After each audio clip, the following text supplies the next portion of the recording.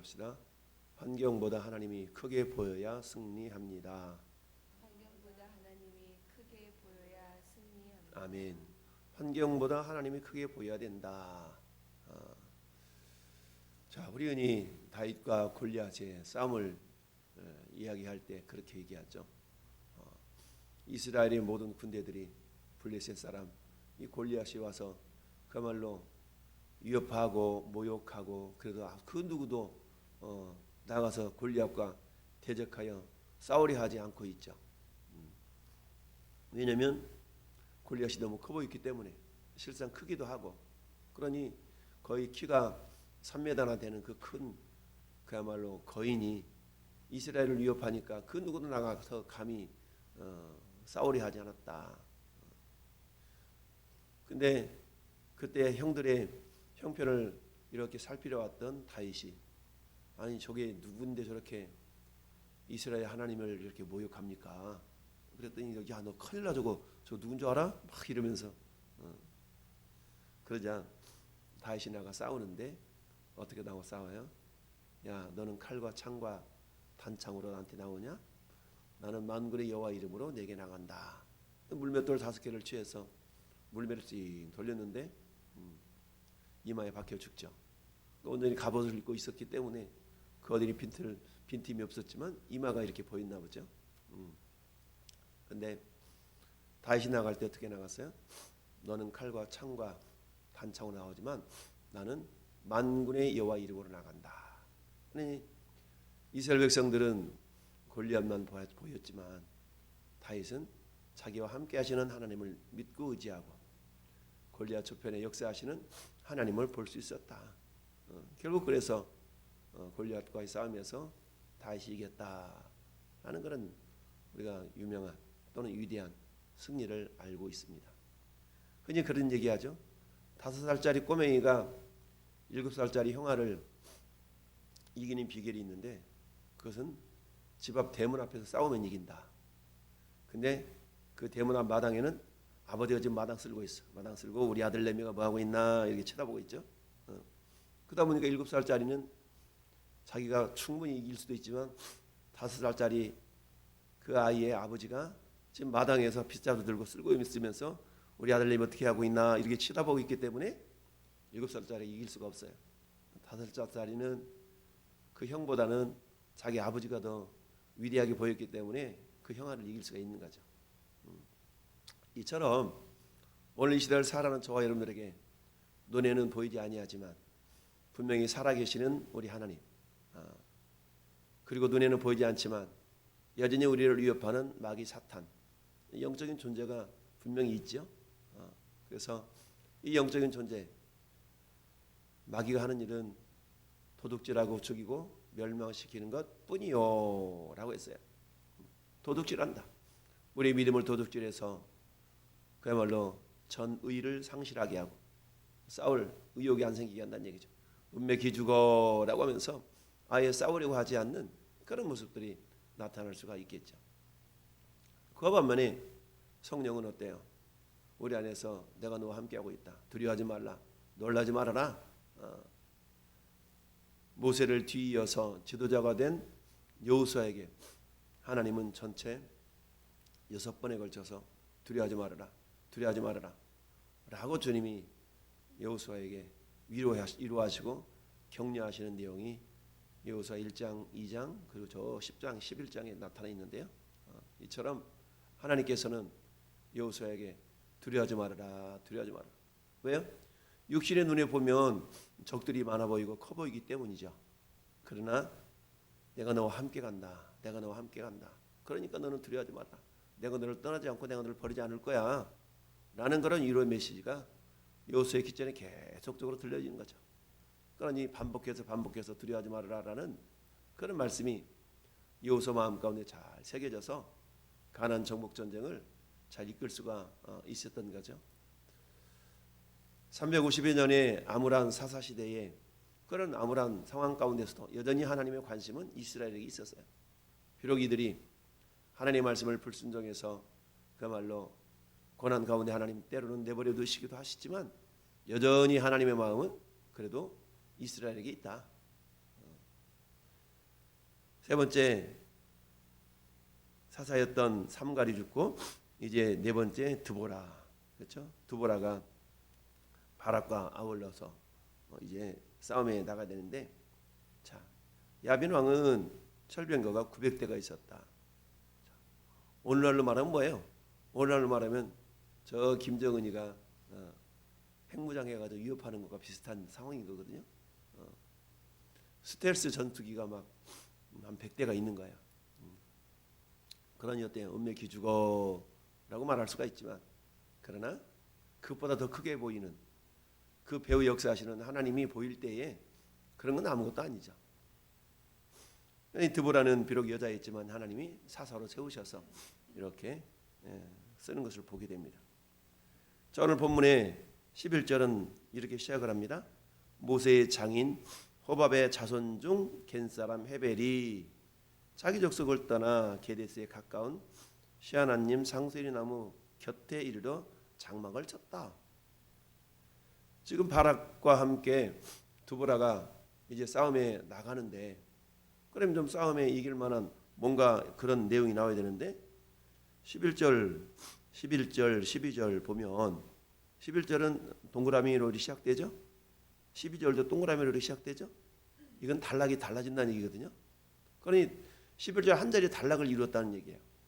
그리고는 12절은 아비노함의 아들 바락이, 그러니까 바락 이야기 계속. 10절도 바락이 스불론 사람 스불론과 납달리 게데스로 부르니 만 명이 그를 따라 올라가고 드보라도 그와 함께 올라갔다.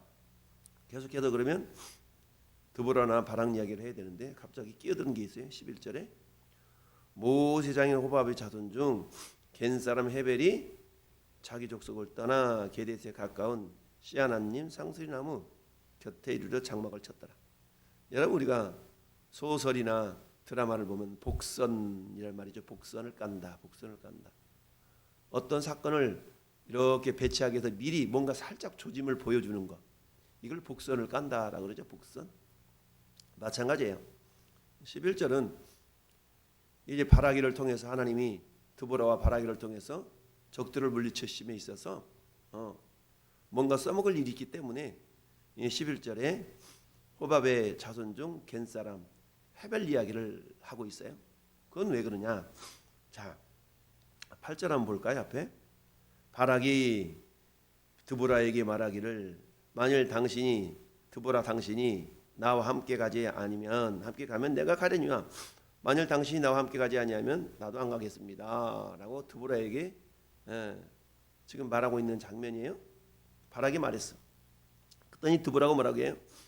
이르되 내가 반드시 너와 함께 가리라. 그러나 네가 이번에 가는 길에서는 영광을 얻지 못하리니 이는 여호와께서 여호와께 시스라를 여인의 손에 파실 것임이라 하고 드보라가 일어나 바락과 함께 게데스로 올라가니라.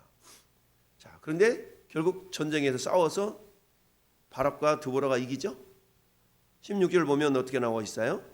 바락이 그의 병거들과 군대를 추격하여 하롯의 탁고임에 이르니 시스라의 온 군대가 다 칼에 엎드려졌고 한 사람도 남은 자 없었더라. 누구만 도망간 거예요? 시스라만 도망가고 나머지 남은 사람은 하나도 안 남았어. 다 죽었어. 그러면 이 영광을 누가 가져가야 돼요? 바락이 이겼으니까 바락이 영광을 가져야 되잖아요. 근데 지금 누가 안 죽었어? 다 죽었지만 적장이 안 죽었어. 적장이. 적군의 장수가 안 죽었어요. 적군의 장수가 죽어야 완전한 승리인데, 승리는 했는데 내가 이겼다라고 당당하게 좀 말하기는 뭐해. 왜냐하면 지금 시스라가 도망이기 때문이죠. 이 시스라를 죽인 사람이 누구냐? 11절에 겐사람 헤벨의 아내가 죽여. 쭉 보니까 21절 시작. 그가 깊이 잠드니 헤벨의 아내 야엘이 장막 말뚝을 가지고 손에 방망이를 들고 그에게로 가만히 가서 말뚝을 그의 관자놀이에 박음에 말뚝이 꿰뚫고 땅에 박히니 그가 기절하여 죽었다. 관자놀이 말뚝 박아서 죽였네. 그러니 바락이 이 적장을 죽인 게 아니고 헤벨의 아내가 죽였어. 그러니 이 영광이 누구한테 돌아갔어요? 헤벨의 아내한테 돌아갔죠. 바라기가 드보라에게 당신이 함께 가지 아니하면 나도 안 갈 거예요. 그래 알았다 내가 같이 갈게. 그런데 너는 이번 일로 영광을 얻지를 못해라고 말하는 이유는 이 족장을 누가 죽여야 돼? 바락이 죽여야만이 그 영광을 자기가 가질 수 있는데 그렇지 못했다는 얘기죠. 이처럼 11절이 뜬금없이 삽입되어 있는 구절인 것 같지만 소설로 말하면 복선이다 복선.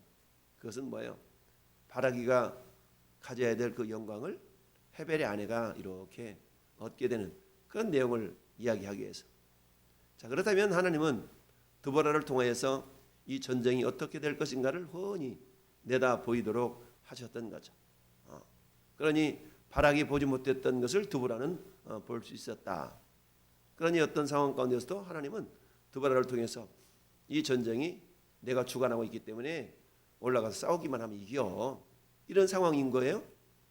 근데 바라기는 어때요? 그래도 당신이 같이 가줘야만 되는 거 아니에요? 라고 했기 때문에 드보라가 같이 가기는 가지만 이번 전쟁에서 너한테 영광이 있을 수는 없어 라고 이야기를 했던 겁니다. 그러면서 자 시스라가 모든 병거, 칠병거, 철병거를 900대를 가지고 그야말로 기손강으로 이렇게 내려와서 지금 진을 치고 있는 거예요.